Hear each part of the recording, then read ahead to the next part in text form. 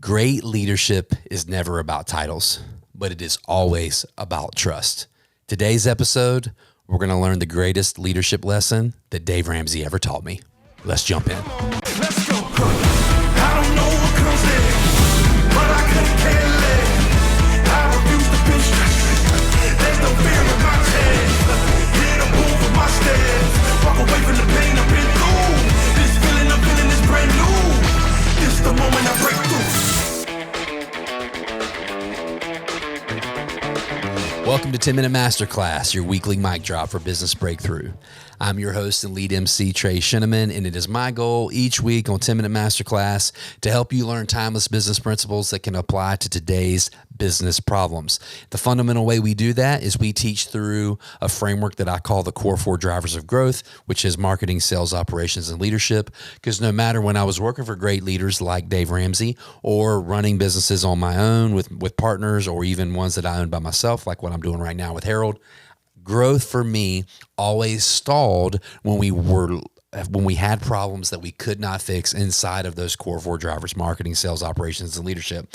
In today's episode, like we do on the pod, we're going to dive deeper into one of those core 4 areas, and it's on leadership. And we're going to talk about the greatest lesson that I learned when I was working for Dave Ramsey inside of Ramsey Solutions. Now, Dave's been around 30 years at this point. He could be a polarizing person. He's very straight talk driven, no nonsense. I will happily say that who you think he might be based on your perception of him that you've built from either listening to him on the radio or if you've watched any of his live events or read any of his books, that is exactly who he is. He is one of those guys that is 100% authentic, no matter the environment. He is just Dave.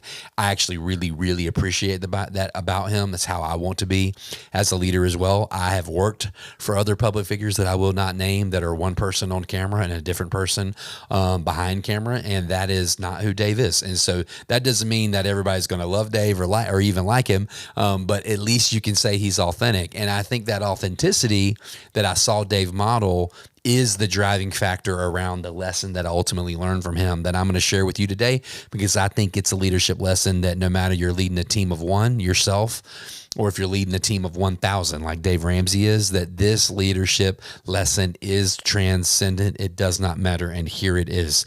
Business moves at the speed of trust. Period. If people cannot trust you, the second there's a little chink in your armor as the business leader where people feel like your integrity is in question, you are not who they thought you were. It is like that thread on the sweater has been pulled and that thing is just going to unravel from the bottom. So trust is the ultimate currency when it comes to leadership. And so without trust, decision-making slows down, turnover goes up, people start wasting effort in the wrong directions. But when teams trust their leader, they're going to move faster. They're going to take ownership. They're going to innovate more freely. And, the way I think about it is like trust is it's the lubricant. It's the oil inside of the gears of a great organization, of a great team that just keeps it running smoothly. So we want to make sure that we're being leaders that people can trust. So when I think about being leaders that people can trust, when I think about the way that I saw things emulated for me when I was working inside of Ramsey Solutions, I want to break it down for you this way. I want to turn trust into an acronym, and I want to walk you through the 5 components of what being a trustworthy, a trust-first kind of leader looks like. So the first one is the T. You got to be transparent. There can't be any hidden agendas. People shouldn't have to have any guesswork. One of the things that I loved about Ramsey was how freely information was shared from the top down. So every Monday morning we'd have a staff meeting. People would get on stage in front of the mic from every department and just give us updates on like what's going on, what's working, what's not working. How could we be praying for them? How could we be chipping in and giving them ideas? I had I guess you could call it good fortune. Some people would have been deathly afraid. I actually like being on stage personally. I like public speaking. I got to do that a lot from my position. I got to get up there and say, guys, this is where we did well. And this is where I screwed up. I remember we ran a really big campaign, a massive live stream. We worked on it for months. We ran the live stream. Dave crushed it. He did the pitch. He walks off stage, goes to go to the airport to fly home and says, Trey, I'm going to call you when I land back in Nashville, and I want an update on how many sales we've done. We had a huge goal. And about 8 minutes after he walked off stage, I got a call from our tech team saying the website had crashed. Like, we had sent so much traffic to the website that it had crashed it. So there was like 27 or 28 minutes that it was down, and we weren't doing any sales, like right after this huge pitch. And I had to tell Dave that on his phone when he landed back in Nashville. And then that was on a Thursday. That next Monday, I had to go on stage in front of 1,000 colleagues and say, guys, like, we should have tested better. Like, it's an awesome problem to have that we broke it, but it also sucked that we broke it because we left out on the sales. But the way that we were able to handle that and be transparent, like, not only did it imbue me to Dave, it imbued Dave to me and imbued all the leadership to each other. And the cool thing was we were able to like resuscitate that campaign and still get to the number by the end of the month that we were going for. But we were over communicating what was wrong and being transparent. And another way that I think you got to be transparent in order to be a more trustworthy leader is you want to make sure that you are communicating your vision early and often. Okay. I don't think you can ever be overly transparent about where the company's going. So transparent. Number 2, relatable. People follow people. They don't follow titles.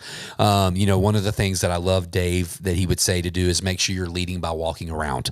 And what he meant by that is like, I had an office. It's like, don't just be sitting over in your office and people come to you. Like, get out and about, be with the team, work on the whiteboards with the team, make sure that you know their name, make sure you know their kids' names, their kids' birthdays, like little facts. At our time at Ramsey, all of our office doors or our cubes had like our name, our Enneagram score, and our DISC profile on there. And the whole point of that was so that you could find common ground with people, so that you could actually build real relationships with people.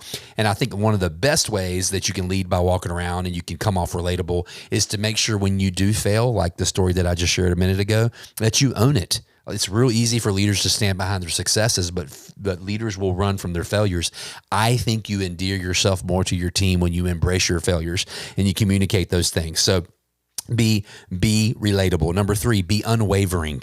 Your team needs to know where you stand at all times. When COVID hit, I remember they called a all company meeting. They sat us all down, and Dave told everyone in the company where we were at financially, how long we could go without making any income in case something really got bad because of the way COVID was, how long it would be before people had to start to take like cuts in pay and so on and so forth. I mean, just unwavering and very bold with everything that we're sharing. This is how you take a strong position. This is how people see your commitment level. If you shift your stance every time there's resistance in the market or something hard comes up, your team's never going to trust you to lead. But when things get hard, if you step out in boldness, if you show you have an unwavering commitment to your vision, to the mission of the business, man, you want to talk about being able to be firm in your values and have people still want to follow you. It's a great sign of leadership. Number 4, you got to be skillful. Like, competence breeds confidence. The best leaders aren't just visionaries. They can actually roll their sleeves up and get it done. In our business, I really still can push the buttons if I wanted to. I can still run some ads. I still write some copy. I still come up with the campaigns. I want my team to know that I still got some skill. They're not just following me because I started the company, but because I've actually got some skill to bring to the table to deliver here. So when you're in leadership, don't farm out every single function inside of your business. Like, make sure you're figuring out how to stay sharp. So keep learning, stay ahead of the curve. And if you want to be able to build a culture of excellence, then you have to demonstrate excellence in your own skills. Okay. And number 5, you got to be tactful. Being direct doesn't mean being reckless, though. It doesn't mean being mean. As I said at the top of the pod, Dave was known for straight talk, but man, he can handle tough conversations with such grace. Whether that was behind closed doors, in the public eye. At the end of the day, people want leaders that have clear abilities to communicate.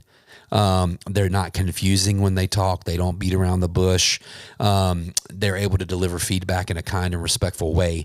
They're tactful with how they communicate. They never destroy morale with their words. Really good leaders never destroy morale with their words. They are tactful in every situation. And another good thing that great leaders do who are tactful is they praise publicly and they correct privately. And so those were things that I saw and,